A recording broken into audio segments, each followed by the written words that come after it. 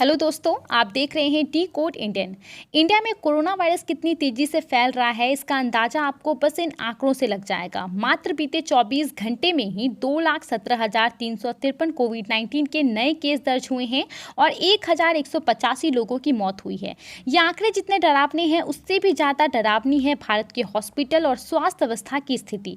अगर आपको जायजा लेना है कि कोविड-19 महामारी से इस समय हमारा देश कैसे लड़ रहा है, तो बस अपना ट्विटर खोल लीजिए। पे आपको हजारों ऐसे ट्वीट मिल जाएंगे जिसमें कहीं पे ऑक्सीजन की मांग की जा रही है, तो कहीं पे कोविड-19 की दवा की, कहीं पे हॉस्पिटल में बेड की कमी के बारे में बताया जा रहा है, तो कहीं पे डॉक्टरों की लापरवाही के कारण लोगों की जान जा रही है उसके बारे में बताया जा रहा है। इन सब के बाद भारत का एक ऐसा राज्य उत्तर प्रदेश जहां पे सबसे ज़्यादा जनसंख्या है, वहां के हॉस्पिटल के द्वारा ये कहा जा रहा है कि अगर कोई पेशेंट कोविड-19 पॉजिटिव पाया जाता है तो उसको एडमिट ही नहीं करना है। जब सरकार तक ये बात पहुंचती है तो सरकार ने स्ट्रिक्ट एक्शन लेते हुए यहाँ पे कहा है कि जितने भी हॉस्पिटल ऐसा करेंगे, जितने भी हॉस्पिटल कोविड-19 पेशेंट को एडमिट नहीं करेंगे, उन सबको एपिडेमिक एक्ट के अंतर्गत बुक किया जाएगा।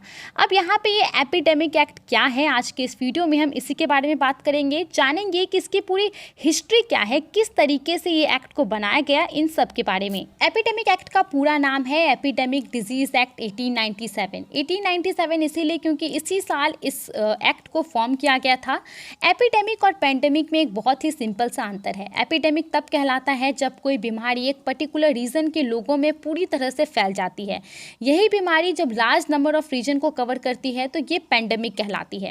अब यहाँ पे इंडिया में ये कब बना था? इतना पुराना एक्ट है ये 1897 में। आपको पता होगा कि उस समय में ब्रिटिश राज किया करते थे इंडिया में, तो उस समय का कानून है ये तकरीबन 123-24 साल पुराना है, लेकिन फिर भी आज भारत सरकार इस कानून को लागू करती है। यहाँ पे जब स्थिति ऐसी बनती है तो बेसिकली इस कानून को बनाया गया था इंडिया में जब प्लेग आया था।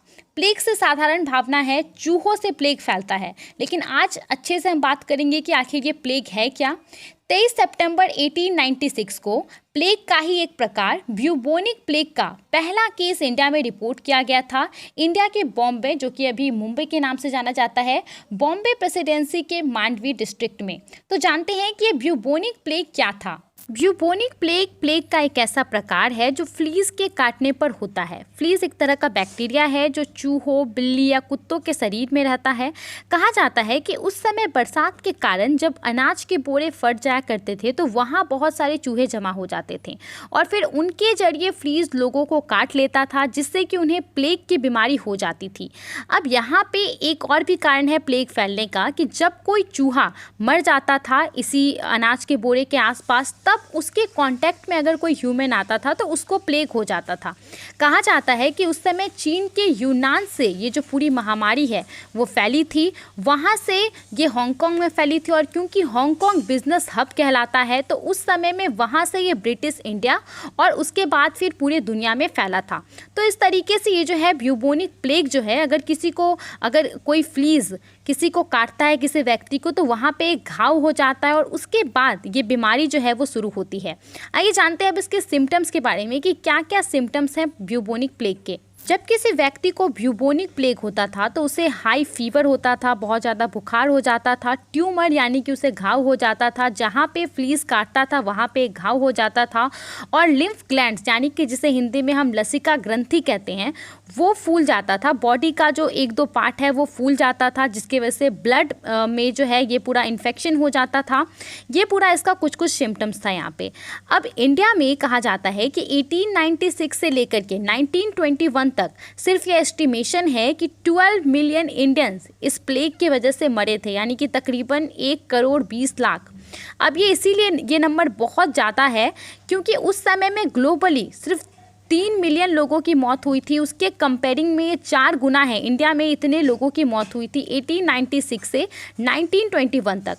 तो यहाँ पे जो ब्रिटिश सरकार था उस समय, उनका ये कहना था कि क्योंकि इंडियन साफ सफाई में नहीं रहते हैं, इसके कारण ये प्लेग पूरी तरह से फैल रहा है, और इसी की वजह से जो पोर्ट्स थे जहाँ से ट्रेडिंग से पाए जाया करते थे, उन्होंने पाबंदी नहीं लगाते हुए उनको जारी रखा। लोग आते रहे जाते रहे और ये जो पूरा प्लेग है वो और भी ज़्यादा फैल गया था। अब जब ये सिचुएशन आउट ऑफ कंट्रोल हो गया था, तब सरकार ने जल्दबाजी में क्या किया कि एपिडेमिक डिजीज़ एक्ट जो है 1897 में इसको जल्दबाजी में तैयार किया। अब यहाँ पे बात करते हैं कि आखिर ये एक्ट है क्या, इसमें क्या क्या प्रोविज़न है। एपिडेमिक डिजीज़ एक्ट 1897 के तहत जो भी ब्रिटिश गवर्नमेंट थे उनके पास ये पावर आ गया था कि वो किसी के भी घर में सर्च कर सकते थे, पैसेंजर्स के बीच में सर्च कर सकते थे।